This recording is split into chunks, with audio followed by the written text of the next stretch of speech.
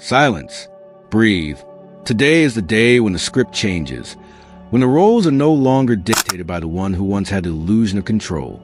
The moment you begin to recover from the grip of a narcissist, the entire dynamic shifts. Their greatest fear is not that you hate them, nor that you confront them. It is that you stop reacting, stop supplying them with emotional fuel, and finally step outside of the web they so carefully wove. Their power was never truly their own. It was borrowed. It was power you unknowingly lent them every time you responded to their manipulation, every time you justified yourself, every time you allowed their opinion of you to outweigh your own truth. And the day you stop doing that, the day you withdraw your energy, their control begins to crumble. Let us pause and name something vital. You are not crazy. That feeling you had for so long, that sense of being trapped between love and torment, was not an invention of your imagination. It was not just being too sensitive, as they repeated to make you question your own reality. It was a subtle machinery of psychological dependence. A narcissist keeps control not through physical chains, but through emotional ones. Crumbs of validation offered after storms of devaluation, subtle threats of abandonment, and constant reminders that you are not enough. These alternating cycles are not random. They are deliberate patterns that create confusion, trauma bonds, and even addiction in the brain. You believed you were fighting for love, when in truth you were fighting for survival, inside a distorted dynamic. Carl Jung, the great depth psychologist, understood this process long before the term narcissistic abuse was even widely known. He explained that much of what binds us to destructive relationships is not the other person's power, but our own projections. We fall in love not only with who they are, but with the parts of ourselves we unconsciously project onto them. Our light, our strength, our longing for safety, our fear of abandonment. A narcissist becomes a screen upon which we project our deepest needs and unhealed wounds. And they exploit this, holding up a mirror that reflects back our brightest and darkest sides, only to twist those reflections into chains. The beginning of freedom is to recognize this. What they seem to hold over you was, in many ways, your own unclaimed energy. And now, piece by piece, you are reclaiming it. Affirmation. I reclaim what I projected. I no longer abandon myself to be seen. Affirmation. My calm belongs to me, not to anyone else. Affirmation. My worth does not depend on their approval. When you stop playing your role in their script, the narcissist begins to lose control. Their entire identity depends on external validation. They need an audience to admire their mask of superiority, or a savior to respond to their mask of victimhood. Without someone to reflect their false self back to them, they feel emptiness, rage, and even panic. That is why, once you begin to attach, they often try every trick they know. Sudden declarations of love, desperate promises of change, dramatic stories of suffering, bursts of anger, or campaigns of slander. What you are witnessing is not true love resurfacing. It is a terror of losing supply that kept their fragile ego intact. It is the same as an addict searching for their drug. Except their drug is your attention, your emotion, your energy. Jungian strategies help us here because they go deeper than surface-level advice. They do not simply tell you to go no contact or set boundaries, although those are important. They help you understand why your psyche was susceptible and how to heal at the root so you never fall into the same pattern again. The first strategy is to name the game. Once you can identify the manipulation tactics, the illusion weakens. Gaslighting is no longer confusing arguments. It is psychological warfare designed to make you doubt your own memory. Passive-aggressive remarks are no longer jokes. They are attacks meant to undermine your self-esteem. Projection is no longer criticism. It is their own flaws thrown onto you. By naming each tactic in real time, even silently in your mind, you create a mental shield. The fog begins to clear and the hypnotic spell begins to break. Affirmation. Where I bring clarity, I bring power back to myself. The second strategy is to withdraw projections. Jung said that what fascinates us most in others, whether admiration or hatred, is often a reflection of disowned aspects of ourselves. The narcissists seem powerful because you disowned your own power. They seemed confident because you had doubts about your own worth. They seemed indispensable because you feared being alone. Now, you begin the sacred work of pulling those qualities back. You can imagine it symbolically. See them holding a mirror that has trapped your light inside it, and visualize yourself reclaiming that light, placing it back in your heart. With each projection withdrawn, you stop giving them the authority to define who you are. They are no longer godlike or monstrous. They are merely human, deeply flawed, but no longer holding your essence captive. Affirmation: I withdraw both my light and my shadow from their hands. The third step is to integrate your shadow. Why did part of you accept so little? Why did part of you tolerate disrespect, excuses, or broken promises? The shadow answers, because it feared rejection more than it feared pain. Because it thought love was something to be earned through sacrifice, not something freely deserved.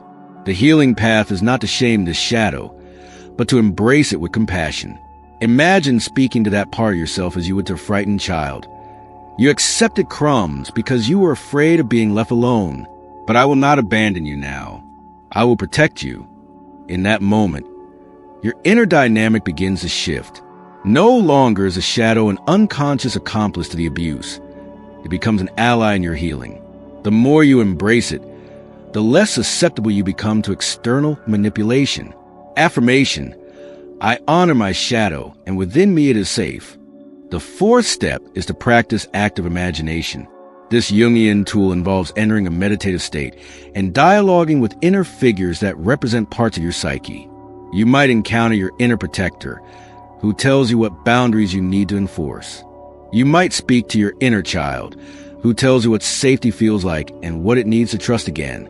These dialogues may sound symbolic, but they have real psychological power.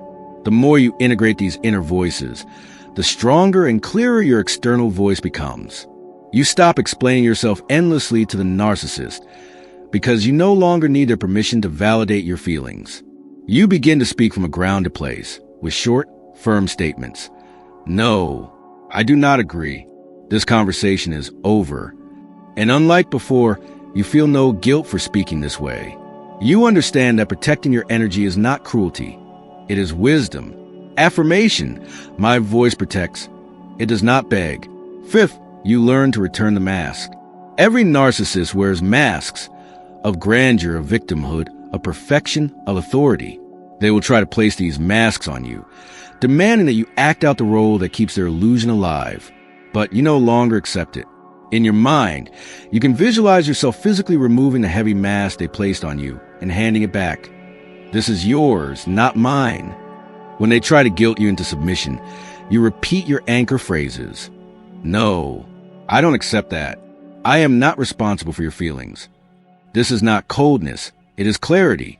A narcissist loses their power the moment you stop dancing to their script. By refusing to wear the mask, you show them and yourself that their drama is not your identity. Affirmation: I carry only what belongs to me. This is only the beginning. Recovery is not a single act but a journey, a gradual rewiring of the psyche and the body. At times, you may still feel pulled back, tempted by their sudden charm, or destabilized by their anger. But each time you practice these strategies, naming the game, reclaiming projections, integrating the shadow, dialoguing with inner figures, and returning the mask, you weaken the invisible thread's control. The power dynamic shifts, and for the first time, you feel something radical: peace. Not the fragile peace that depends on pleasing them, but the solid peace that comes from knowing who you are and refusing to give that away again. Affirmation: my boundary is an act of love toward myself. Recovery is not only about breaking free from the narcissist's grip. It is also about building a new relationship with yourself. The narcissist begins to lose control the moment you decide to stop playing your assigned role. But to truly sustain your freedom, you must strengthen the inner architecture of your psyche. This is where Jungian psychology provides tools of extraordinary depth, because it does not just aim to end toxic relationships, it aims to restore wholeness to the human soul. Let us look deeper at what happens inside the narcissist when you begin to withdraw.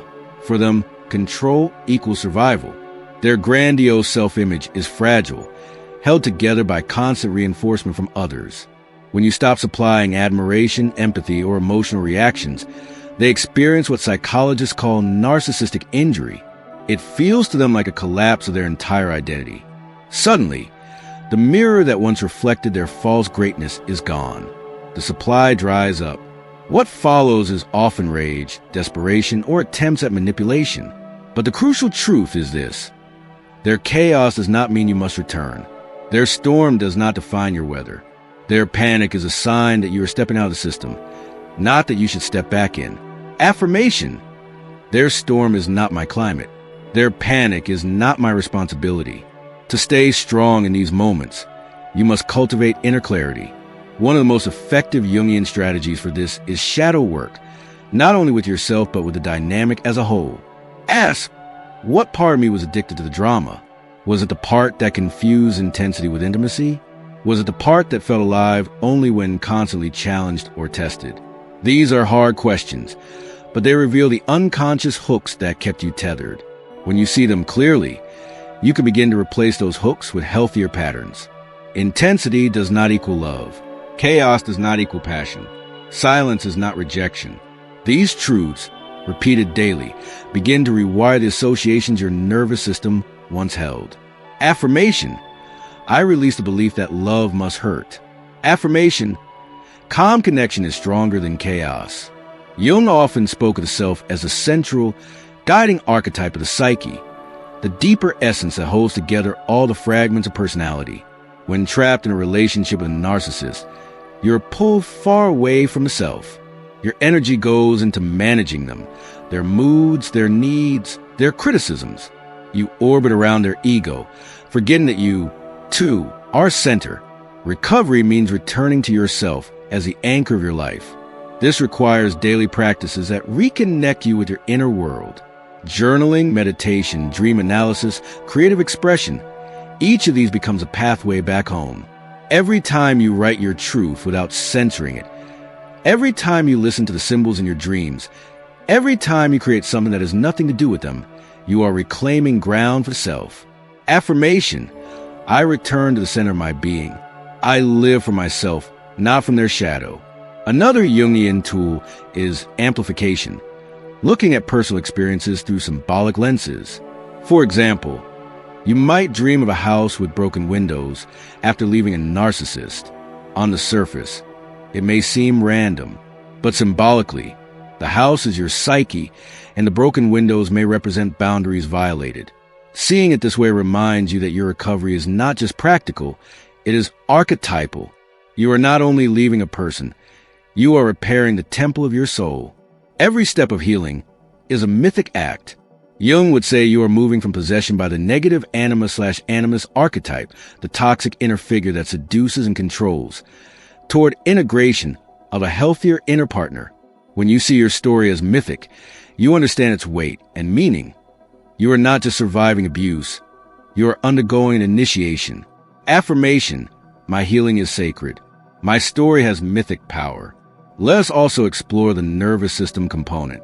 Narcissistic relationships create trauma bonds because they activate cycles of fear and relief, stress and reward. Your body literally learns to crave the highs and lows. That is why, even after breaking free, you may feel cravings just like withdrawal from a drug. Jungian depth work must be paired with body-based practices. Slow breathing, cold showers, walking in nature, grounding exercises. These help retrain your body to feel safe in peace, not only in chaos. Without this step, the psyche may unconsciously seek new situations that replicate the old pattern, simply because they feel familiar. Safety must become your new normal, not the exception. Affirmation: my body learns peace. Safety is my home frequency.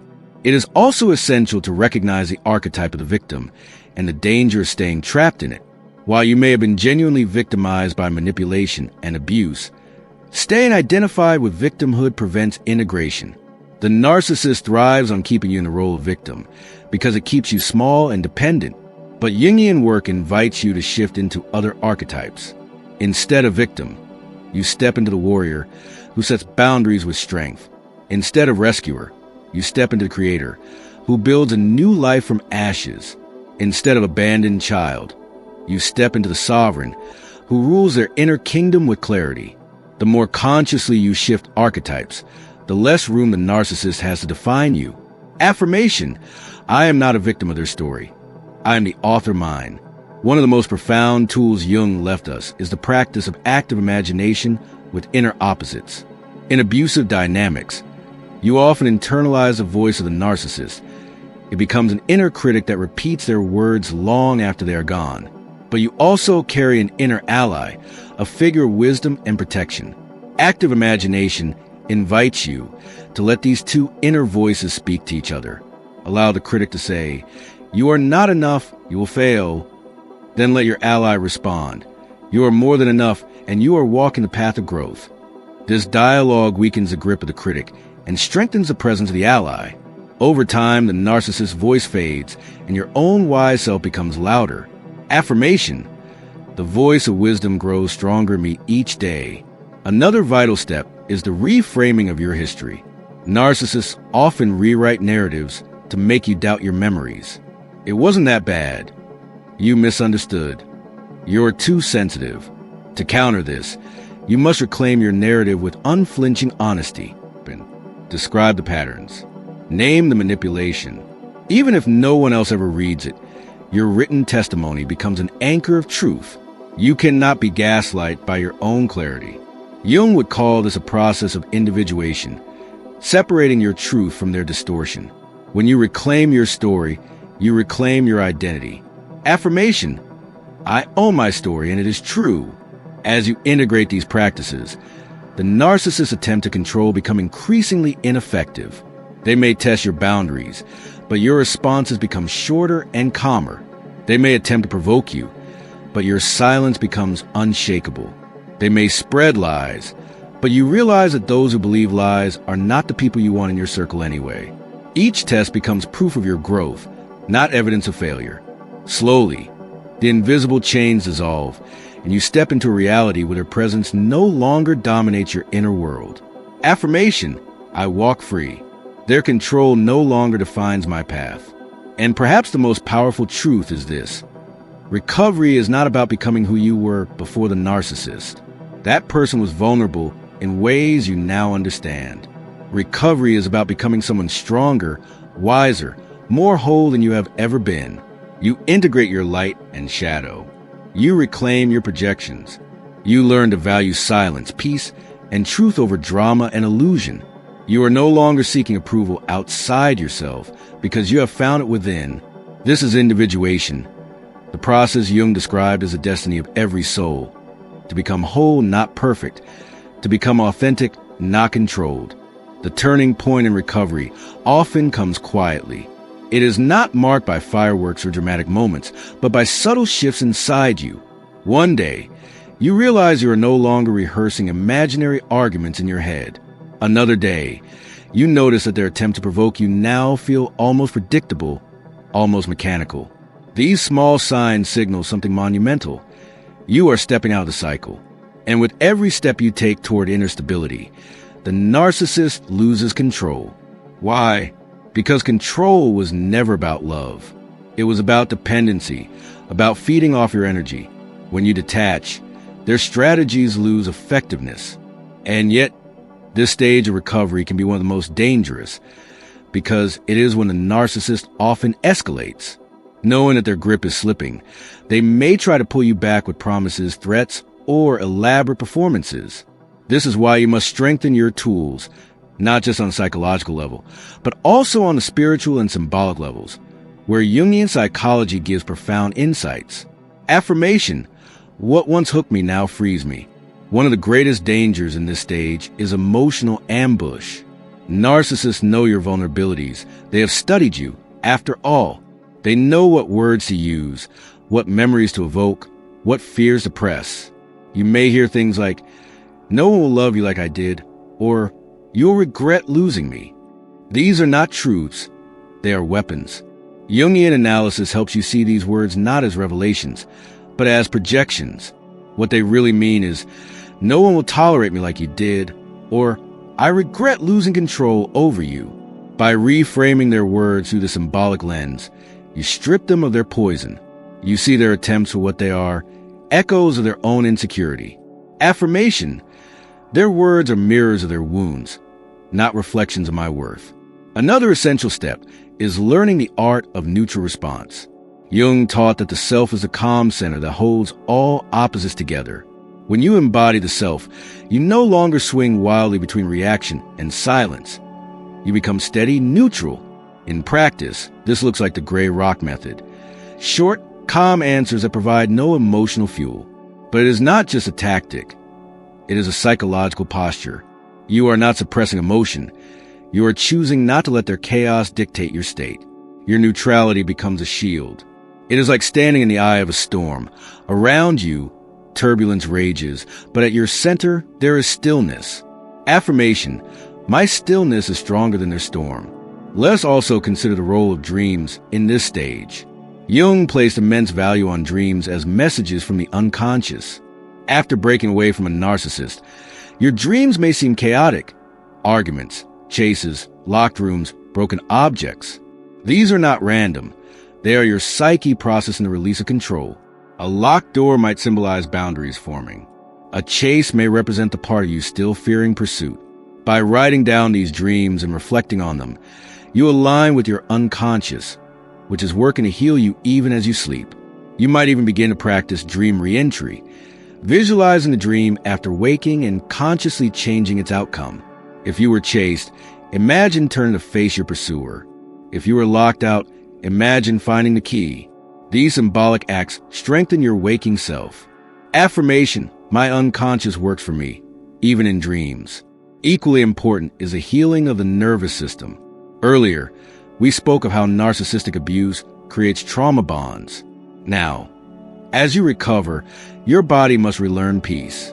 When a narcissist can no longer control your emotions, they often try to control your physiology, triggering anxiety, tension, or panic.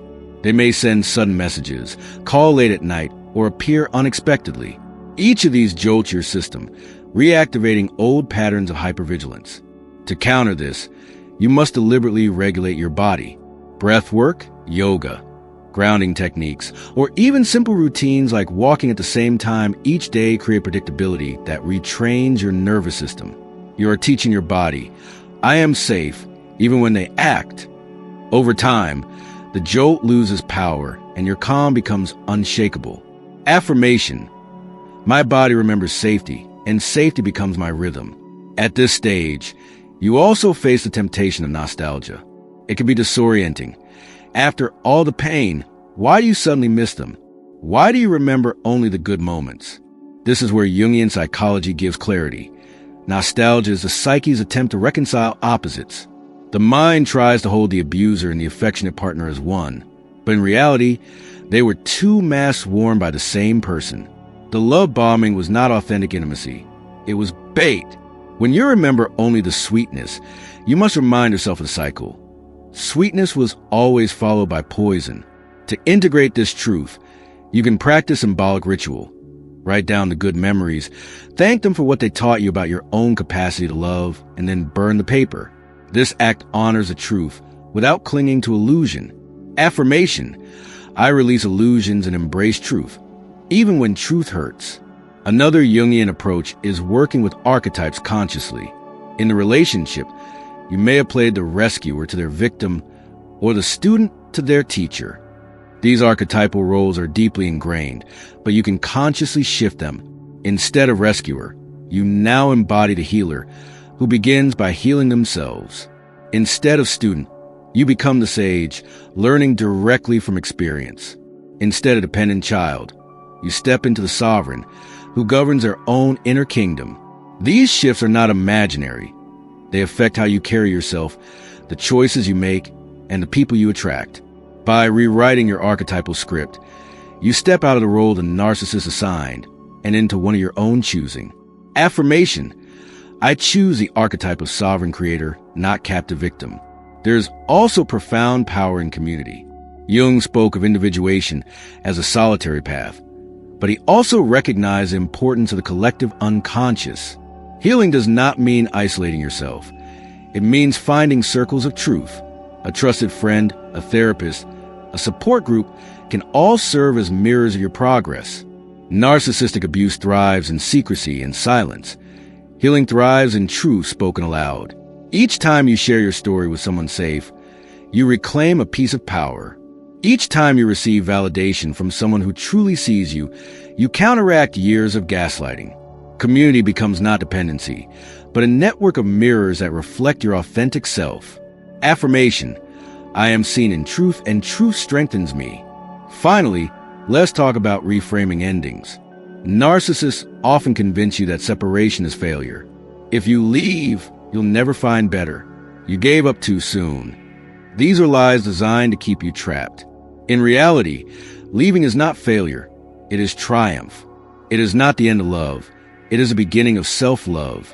Jung would say that endings are part of the individuation process, the shedding of false attachments to make room for authentic ones. You did not fail because the relationship collapsed. You succeeded because you woke up. And every step you take now is not away from love, but toward a deeper, truer form of it, one that begins with yourself. Affirmation: leaving was not my failure, it was my awakening.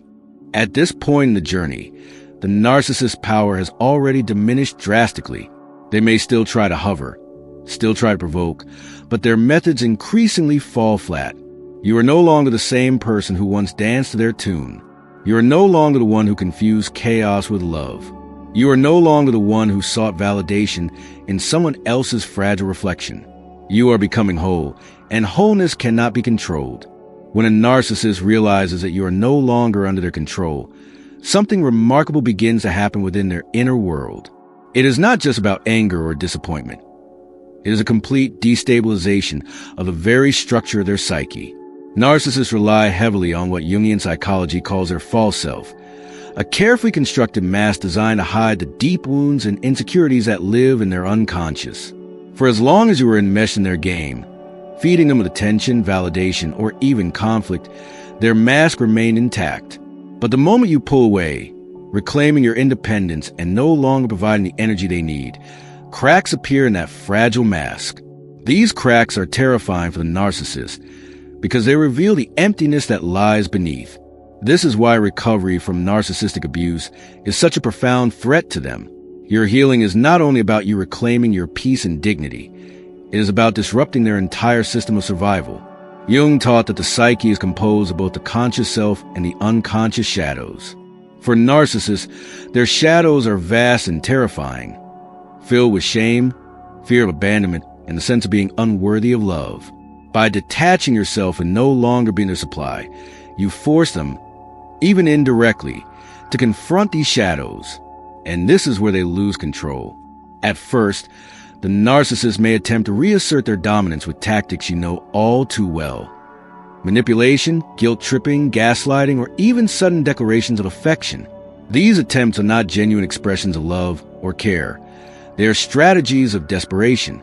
They are the last attempt of their false self to restore the old dynamic where they had power over you. But if you stay firm, if you stand in your truth and maintain your boundaries, you will notice their efforts becoming increasingly chaotic. This chaos is a sign that their control is slipping and that you are regaining your power. In Jungian terms, what you are experiencing is the individuation process, the journey of becoming your true self, separate and free from projections and expectations of others. The narcissists have projected onto you their own insecurities, demanding that you play a role in their drama. They needed you to carry parts of their shadow so they could avoid facing it themselves. But by stepping out of their control, you are refusing to carry their shadow any longer. You are returning it to them. And in doing so, you're integrating your own strength, clarity, and self-worth. This act of returning their shadow is incredibly destabilizing for them. Suddenly, they are forced to look at the parts of themselves they tried to bury. This is why they may lash out, smear your name, or attempt to recruit others to their side. Their fear is not just about losing you. It is about being exposed to themselves. They sense the emptiness of their inner world, and that realization terrifies them. This is why you must remind yourself, again and again, their reactions are not a reflection of your worth, but a reflection of their unresolved wounds. As you move deeper into recovery, you begin to see through the illusions they created. What once seemed like power and dominance now appears as fragility and fear. You start to realize that the narcissist never truly had control over you. They only had the control that you, unknowingly, gave them. By withdrawing your energy, by no longer feeding their false self, you are breaking the spell. And with every step of healing, you reclaim pieces of your authentic self that have been hidden away under the weight of their manipulation. This process is not easy, of course. There will be moments when you doubt yourself, when their words echo in your mind, or when the loneliness of separation feels overwhelming. But it is in those moments that your greatest growth occurs. Jung emphasized that true healing comes from facing the shadow, from confronting the parts of ourselves that frighten us. In your case, this means facing the wounds left by the narcissist, the doubts they instilled, the fears they triggered, the parts of you that may still feel unworthy. By facing these wounds with compassion and courage, you are doing the very work that the narcissists themselves could never do. You are integrating your shadow, and in doing so, becoming whole. Affirmations play a crucial role in this transformation. Each affirmation is not just a phrase. It is a declaration of your new reality, a way of reprogramming your mind away from the lies of the narcissist and toward the truth of your own worth. Repeat to yourself, I am free from their control. I am whole within myself. Their chaos is not my chaos. Their emptiness does not define me. I choose peace. I choose clarity. I choose myself. These affirmations are like anchors, grounding you in the storm their reactions tries to pull you back. The more you affirm your independence, the more the narcissist loses their grip. They may try to use memories, shared history, or even your compassion against you. But you must remember, compassion does not mean submission. You can feel compassion for their wounds without re-entering their game. Jung would remind us that compassion must always be balanced with individuation, with a firm recognition of who you truly are, apart from projections of others. One of the most powerful aspects of this process is realizing that your recovery is not just about healing from a narcissist, but about stepping into a deeper understanding of life itself. Narcissistic abuse, painful as it is, often becomes a catalyst for profound spiritual and psychological growth. You learn to recognize manipulation, to value authenticity, and to cultivate inner strength. You learn, in essence, to see through masks, not just a mask of the narcissist, but the masks that society, culture, and even your own fears may have placed upon you. This is the essence of Jung's teachings. The journey toward the authentic self requires stripping away illusions and embracing the truth, no matter how uncomfortable it may be. And so, as a narcissist loses control, you gain something infinitely more valuable: the ability to live from your center, your essence, your truth. Their loss of power is the mirror of your gain in power. Their chaos is the backdrop against which your peace shines brighter. They may attempt to pull you back into their storm, but you are no longer the same person who once played that role. You are evolving, healing, and stepping into a life that is not defined by their control, but by your freedom. Remember this: every step you take away from their influence is a step toward your authentic self.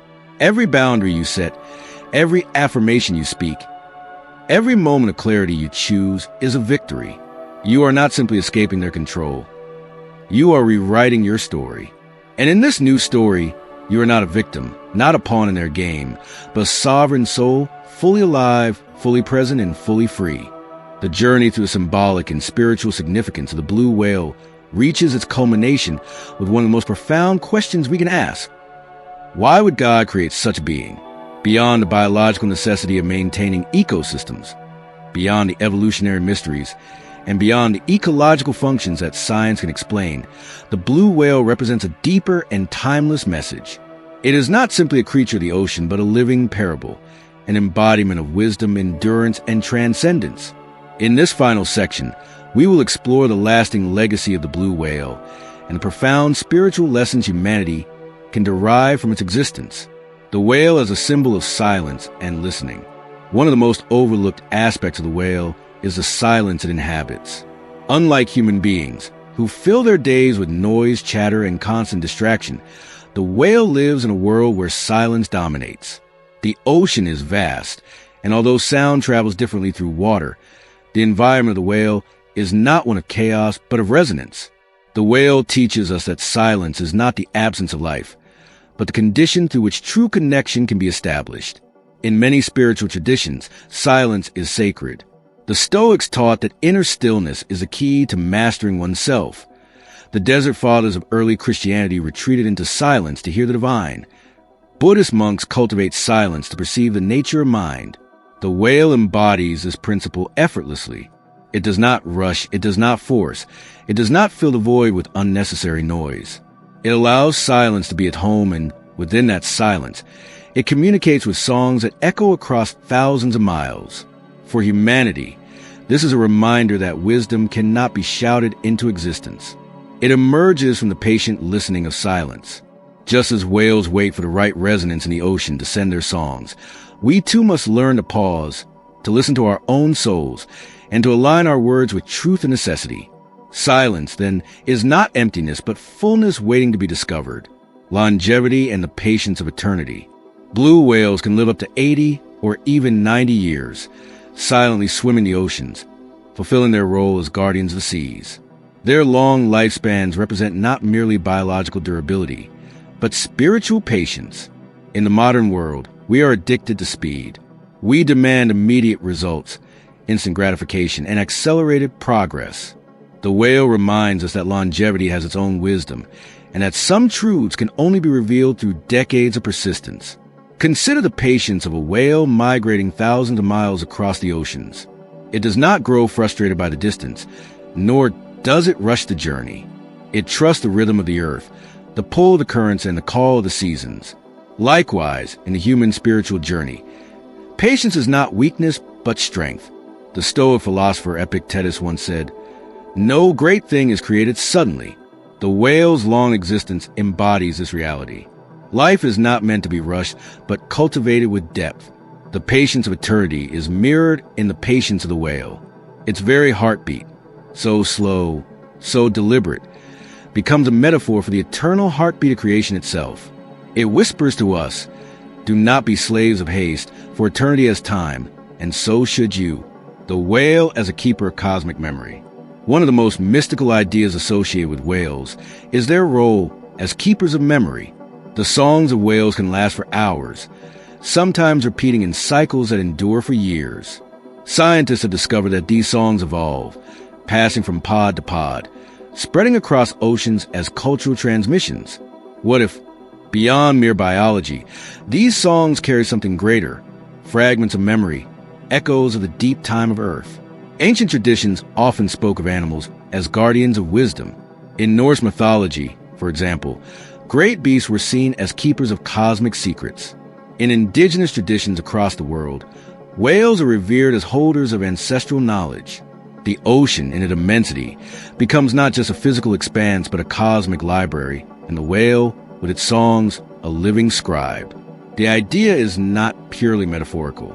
Sound carries memory. Vibration leaves an imprint. If the universe is structured by frequency, as many physicists and spiritual teachers alike propose, then the whale song is a form of participation in the cosmic harmony. To listen to the whale is, in a sense, to listen to the memory of creation itself. Humanity, so often trapped in forgetfulness, can look to the whale as a reminder to remember not just personal memories, but the memory of what it means to be alive, to be in awe, to be connected. The whale is a symbol of balance between strength and gentleness. Despite its massive size, the blue whale is not an aggressor. It does not dominate the seas with violence or predation.